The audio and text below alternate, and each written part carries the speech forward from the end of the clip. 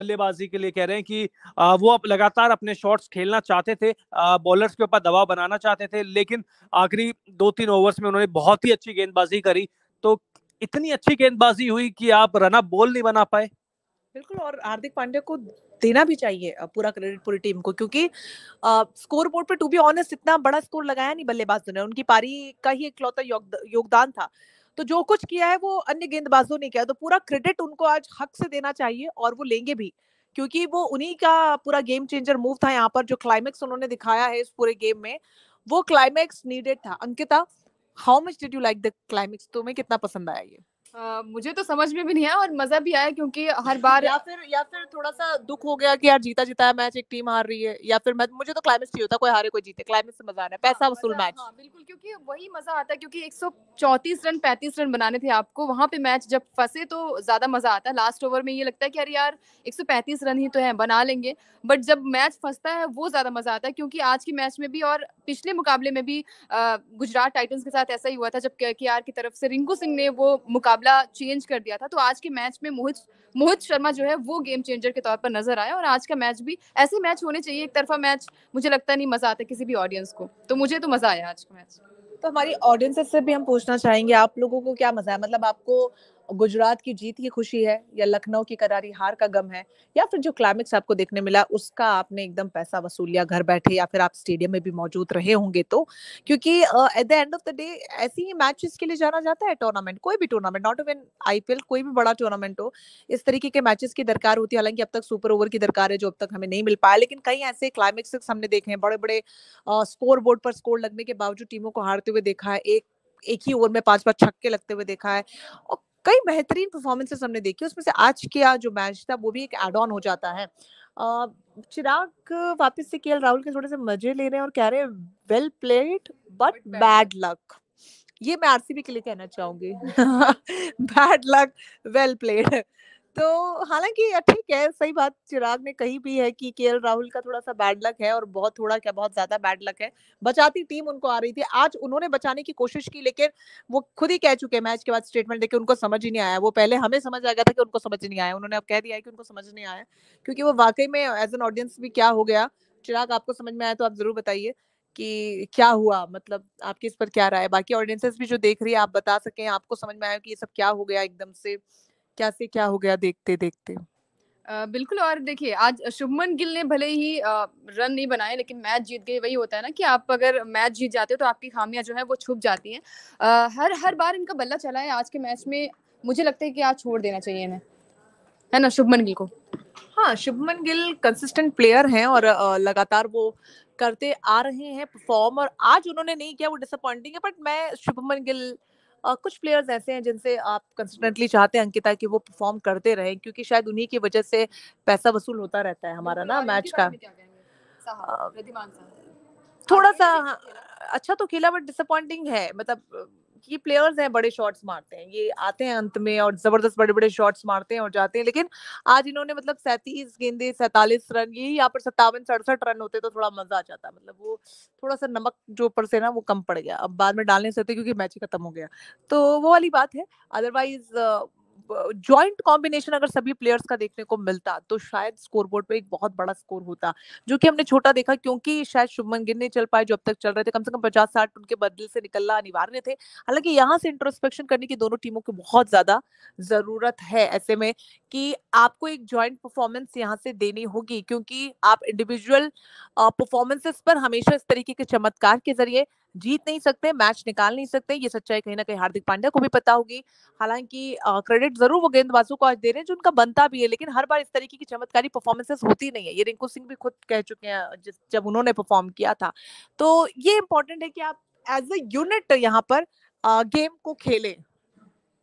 जी बिल्कुल, और एक यूनिट के रूप में खेले तो इसका अगर एग्जाम्पल अगर आपको लेना है या आपको सीखना है तो आप गुजरात टाइटन से सीख लीजिए, क्योंकि ये टीम बार बार लगातार ऐसा करती है। और नूर अहमद की भी तारीफ होनी चाहिए, यंग खिलाड़ी है, आज डेब्यू किया है, 4 ओवर 18 रन। हालांकि पिछले मैच में एक इम्पैक्ट प्लेयर के रूप में आए थे, लेकिन आज अपनी गेंदबाजी से, और पहला ओवर, खासकर पहला ओवर जब बिल्कुल खराब गया तो उसके बाद से जो वापसी करी है तो काबिले तारीफ। और किसकी आप वो कहेंगे ना कि किसकी आज आप आलोचना कर सकते हैं?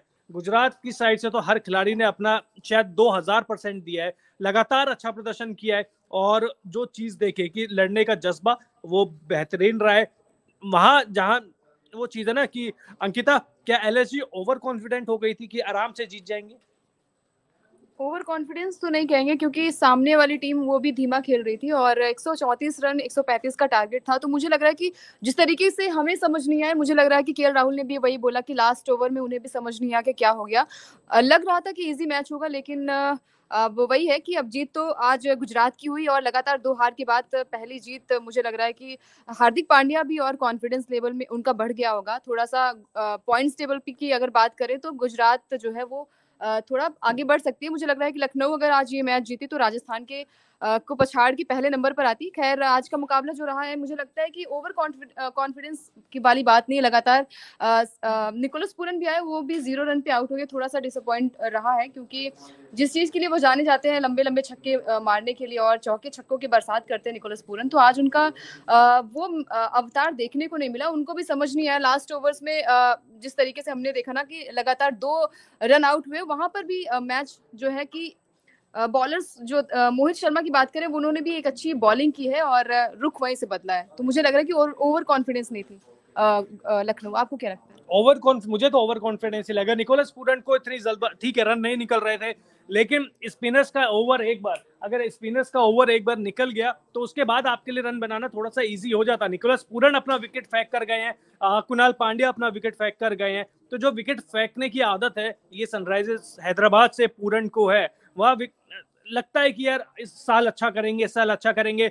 एक दो इनिंग में मतलब वो ट्रेलर भी दिखा देते हैं, लेकिन वो जो मूवी है वो रिलीज ही नहीं हो पाती है। रंजना, निकोलस पूरन। बिल्कुल। और मूवी रिलीज करने के लिए ऑडियंस तो भरपूर आती है, लेकिन फिर वो ना डिसअपॉइंट होकर चली जाती है। जैसे हम बड़े बैनर्स की जो मूवीज देखते हैं, क्योंकि एक बहुत बड़ा नाम है, लेकिन अब वो लगातार आप फ्लॉप्स देंगे तो शायद आपके पास अपनी ऑडियंस भी ना बचे। तो इस चीज को निकोलस पूरन को समझना होगा कि आपके फैंस जब आपके क्रिटिक बन जाते हैं, समझिए कि आप कितने पानी में हैं। हालांकि आधे से ज्यादा जो मैचेस हैं, आधे मैच लगभग सीजन के निकलते चले जा रहे हैं, उसके बावजूद आप परफॉर्म नहीं कर पा रहे, उसका खामियाजा पूरी टीम को भुगतना पड़ रहा है। तो इट्स हाई टाइम कि वो भी तब जब आप बेहतर परफॉर्म करते हैं। इस बात को भी समझना होगा कि टीम जो है वो किस पोजीशन में, किस स्थिति में है। अगर टीम दिल्ली कैपिटल्स है या फिर और कोई है, बाकी टीमें जो अच्छा परफॉर्म कर रही हैं सिर्फ एक या दो प्लेयर्स की वजह से बेड़ा गर्द अगर हो रहा है अंकिता, तो वो तो मुझे लगता है कि हाई टाइम है उस पर डिस्कस करने का। बिल्कुल हाई टाइम है क्योंकि जिस तरीके की बल्लेबाजी लखनऊ ने की है, ज़्यादा रन चेज़ करने के लिए नहीं था, 135 रन ही बनाने थे, लेकिन वहाँ पर भी आप अगर टेस्ट पारी खेलेंगे, टेस्ट मैच की तरह खेलेंगे तो शायद आपका बेड़ा जो है वो पार नहीं हो पाएगा। और गुजरात की जीत एक बड़ी जीत है क्योंकि लगातार 2 मैचेस वो हारती चली आई है और आज का मैच हारी हुई बाजी जीत गई है। हार्दिक पांड्या के लिए प्लस पॉइंट ये रहा है कि क्योंकि जिस तरीके से उन्होंने लास्ट ओवर के लिए मोहित शर्मा को चुना, तो मुझे लग रहा है कि वही प्लस पॉइंट उनके लिए रहा। और आज का मुकाबला जो है मोहित शर्मा ने पूरा रुख बदल दिया मैच का और मैन ऑफ द मैच मुझे लगता है कि इन्हें मिलना चाहिए।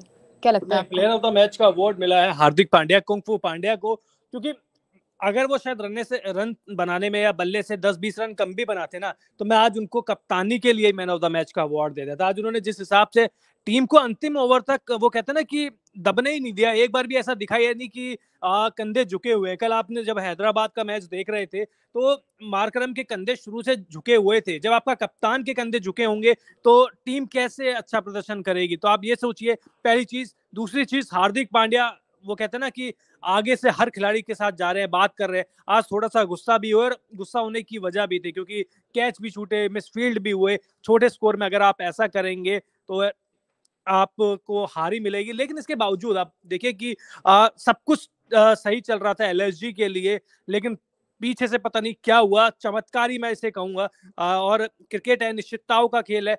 मैंने शायद सुनते हैं हम लोग, लेकिन आज देख भी लिया है।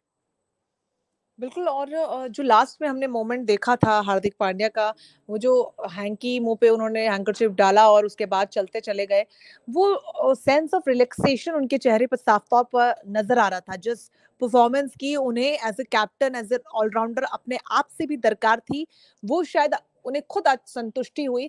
और वो जो वॉक उनकी लास्ट में थी, वो मुंह पर हैंकरचीफ डालकर, वो लग रहा था कि हाँ, यहाँ काम हो गया है, अब यहाँ से एक पेस मिल गया है। और उम्मीद यही है कि आगे अब इस तरीके की परफॉर्मेंस देखने को मिले, not as an allrounder but at least as a captain, क्योंकि बहुत ज्यादा जरूरी है कि आपका कैप्टन फॉर्म में हो, उसके डिसीजन मेकिंग में पावर, उसकी स्ट्रैटेजी जबरदस्त हो। और क्योंकि वही हमने महेंद्र सिंह धोनी को इसीलिए हम एकदम लीग से हट के कप्तान कहते हैं, क्योंकि वही चार्म हमने उनमें अब तक देखा है। और बड़े बड़े मैचेस अंकिता सिर्फ अपनी स्ट्रैटेजी से उन्होंने जिताए। मुझे लगता है क्रिकेट में एक बहुत बड़ा बदलाव ये आया कि अब सिर्फ परफॉर्मेंसेस बेस्ड मैचेस नहीं होते, अब उसमें बहुत बड़ा योगदान और रोल स्ट्रैटेजीज का भी होता है।